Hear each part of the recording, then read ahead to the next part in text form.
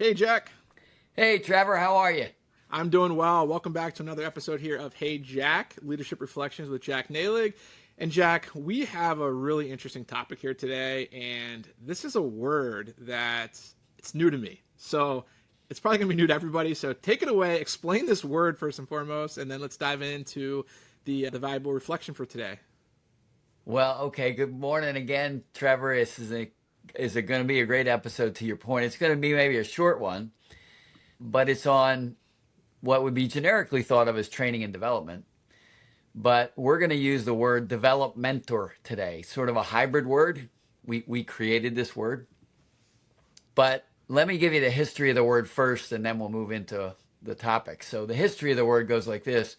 When I was back in my old Honeywell days, I got lucky enough to be on a little team that was putting together the leadership principles for our division of Honeywell, our company. And it was a really impactful time for me. I was this young leader, and I was on this team with very seasoned leaders, and they led the way. I was just on along for the ride. But we broke it down, leadership standards, into 6 or 7 leadership standards. And one of them we named Developmentor. And you can think about those two pieces and already get what it's about. And it's a leadership standard about the fact that A, you need to be doing development of your employees and yourself. And then you need to be, as a leader, involved in mentoring employees, future leaders, and be mentored yourself, right? So it's those two pieces. And we didn't want to break them in half back in the day and say they're two separate standards, development and mentoring. They were all related to leadership development.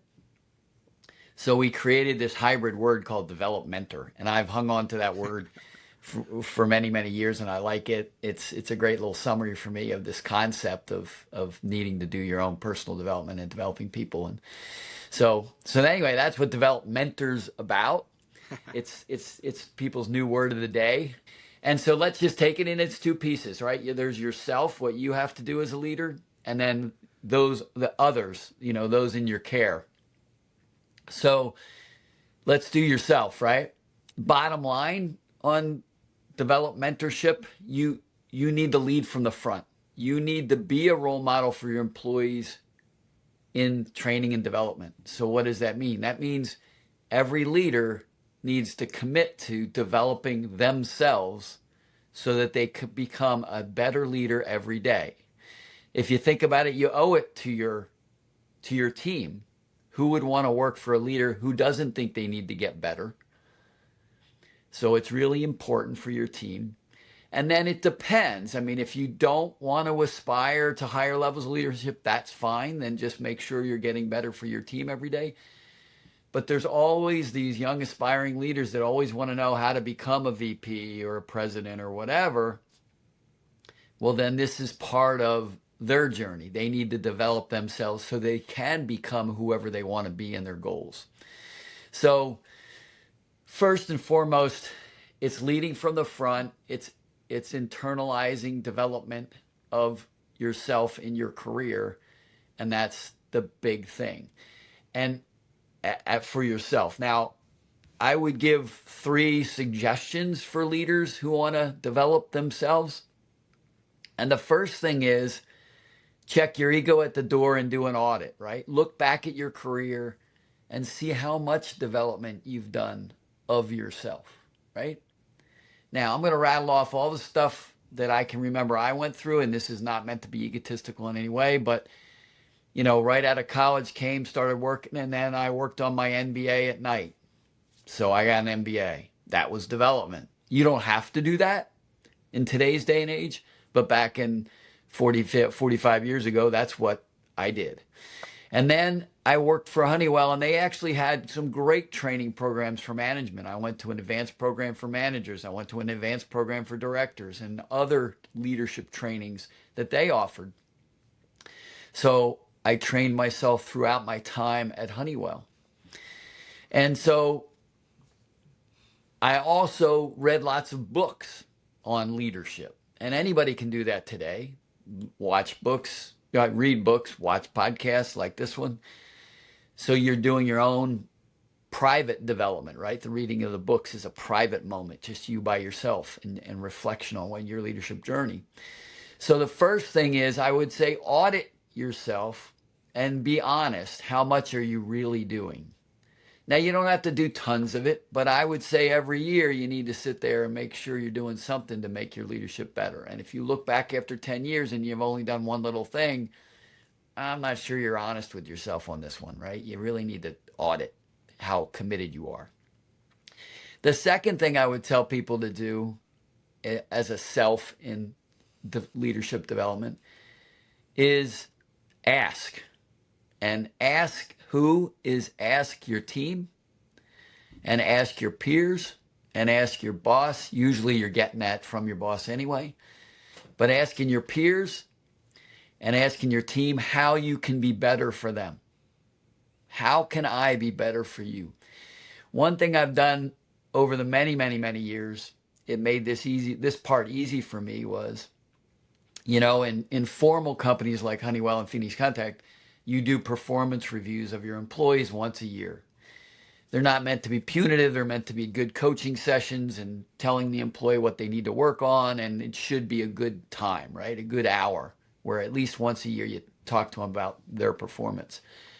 I used to pride myself on asking at the end of their performance review what else I could do for them so that they could perform better. It was a simple question. I asked it of every one of them. And that was awesome development for me because I was getting their direct feedback on what I needed to do better. So I didn't have to set my own agenda. They set it for me. So I would say ask. Ask those people in your care how you can be better. And it's amazing how motivating that is for them. They were having a performance review, and in the end, they were able to tell their boss what their boss needed to do better so they could perform. It's just hugely motivating for the employee. And then lastly, I would say great leaders should and do what I like to call leadership stalking. Now, Okay. don't worry, Trevor, they're not going to end up in HR because of this Let's suggestion. unpack this a little bit more. Yeah. But leadership stalking is this. As a leader, you may or may not have a formal mentor. If you have a formal mentor that isn't your boss, that's fantastic. But sometimes you don't. But what I learned in my career is there's all these other leaders circling around you. Higher level ones, peers, inside the company, outside the company. Leaders are all out there and they're hovering around you. And each one of those leaders is great at something. And if you think about it, if you just study those leaders that surround you and watch what they do and determine what you think is their little superpower, what they're really good at, and each one will probably be a little different. If you just watch it, do the modern day, this thing, kind of stalk them and just admire and learn from others' behaviors, it's like free mentoring. It's just always out there in front of you in the real world, different than running a YouTube video, right? Different than listening to you and me. It's seeing leadership live without you having to do it. Yeah. It's all out there and it's exciting. And the biggest challenge I would give everybody in leadership stalking is don't discount the bad leaders, the ones you don't like. They're out there too. But study them the most. A, figure out what they need to do in your mind to be better. And B, the funny thing is each one of those, quote, bad leaders that you don't like, they must have something. They have something that's good, or they wouldn't have got where they are. And I always used to mine them to find out what their little special vein of excellence is. And then I felt like I had discovered it because nobody wanted to get beyond the hard shell, the stuff that you didn't like, to find the good in that person. But there's good. There is good out there. So leadership stalking is the last little thing I would tell a leader to do for themselves. And I think it was one of the most impactful things I kind of came up with for myself long ago that helped me in my journey. It's just admiring those leaders and learning from leaders around me. All right, so let's shift gears from self to others. What are you supposed to do with others? And the others are developing and mentoring. This is where this mentoring comes more to the forefront. But let's do the developing part first. You have a responsibility of training all the people that work for you, right? You should train them on their jobs, their processes, and their skills at work. That's kind of a boring topic here because it's one everybody understands, right? A manager should provide training opportunities for their employees. Here's the spoiler alert. The great news here is LinkedIn Learning, for example, It's phenomenal. has solved most of this. Now, what I skipped over and should have said first is the rule of thumb with others, I mean people under your care and training, is it's their job to train themselves, not your job as a leader. Your job as a leader is only to help them along the way, but they need to initiate it. Training and development is the employee's responsibility. So here we're going to help them get trained. And the way it used to work is there had to be training dollars in your budget. If you wanted to send them a supervisory skills class, you had to find that class in your company or outside your company, spend some money, $500, $100, whatever, go take the class. Now with LinkedIn Learning, I looked it up before the podcast today. It's $240 a year on a private subscription. $240 for the year, and you have access to more tens of thousands of training modules. Yeah. There is no employee that could say today that they just can't get around to it, or it's too expensive, or my boss wouldn't budget it for me. And then companies can get these corporate licenses on LinkedIn Learning, and then it can be free to the employee. So let's stop. And the first part is employees need to develop themselves. You need to only be there to encourage them and help them get to that point where they are training themselves. They're developing themselves as an employee with the skills they want. But then the mentoring part is what's next. You as a leader are part of a leadership team. And you have a bigger responsibility than your own leadership and your own team. If you're on the leadership team has to collectively develop the leaders of the future of that thing. 20, 30 years from now, when you're no longer in that company, some new leaders will be. But while you're there, your job is to help develop the leadership core, the leadership team. And you do that through mentoring. You should help other leaders with your experience and your encouragement. So that's the big one, that you need to be involved in mentoring. Yes, should you have one yourself? That's what people would probably think I was going to say. Yeah, get yourself a mentor and this is going to be great and they're going to help you along. Of course.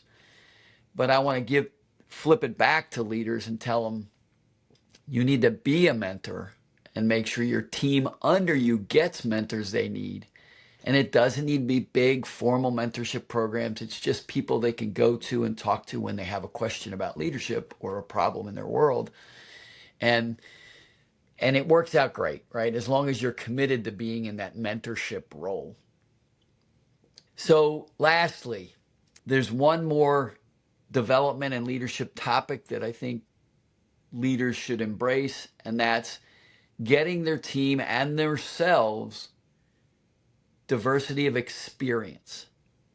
We like to think, well, I'm just going to go rising straight up in my little tower of influence. If I'm going to be in accounting, I'm going to be the VP of accounting. Or if I'm going to be in marketing, I'm going to be the VP of marketing. If I'm going to be in engineering, I'll be the VP of engineering. That's my little tower of influence. Well, that works out great. But the best leaders take a path like this to the top. They zigzag a bit. They don't go straight up inside their tower.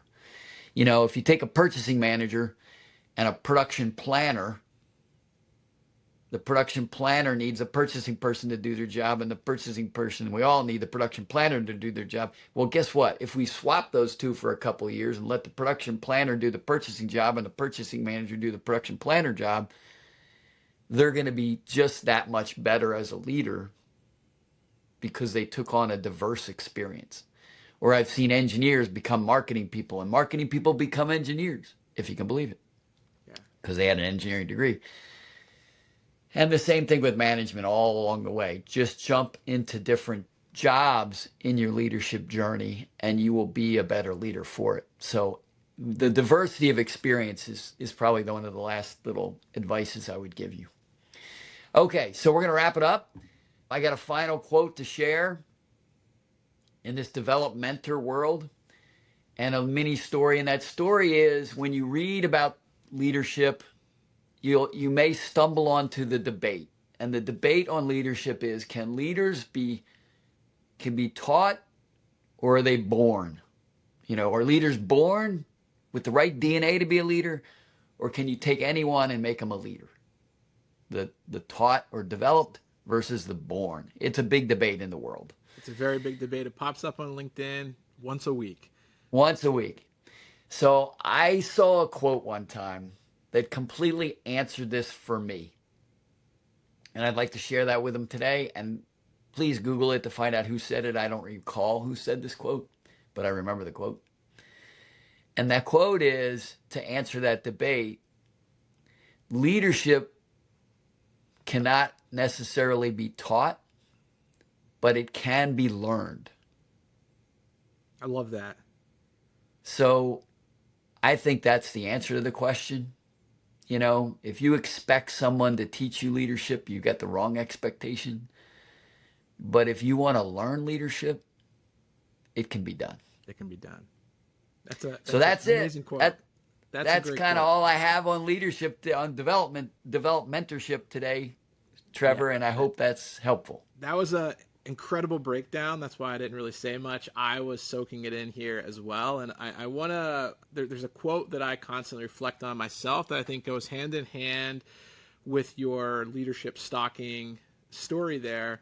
And that is the quote is, success leaves clues. And I think that's always good to remember, because we can look at individuals and they're successful for some reason or another, and it's our job to kind of seek out those clues and kind of find out what that is, and then we can take that and apply it to ourselves as leaders. And you don't always have to take the whole bag. You can take the bits and pieces, I think, that you like. And I would say the second thing to showcase this is, you yourself, Jack, as a leader, you always have to be open-minded and always willing to be learning, developing yourself, and so forth. And this is true to form, because you and I, not long ago, you were on Amazon purchasing some books that I had recommended to you. I did. On the call, you're like, don't get off the call until I get the right one. And I think that's important. And I think that kind of fits in perfect here, where you're constantly developing yourself still. And then at the same time, selfishly, I'm using you as a mentor here, and you're mentoring me. And that fits that perfect. I love that word, Developmentor. So I'm going to start utilizing that as well. And hopefully others do as well. Super. So, with that said, thank you guys for listening. And we'll be back on the next episode with more reflections. Thanks, You bet. Jack. Take care of everybody. Go lead.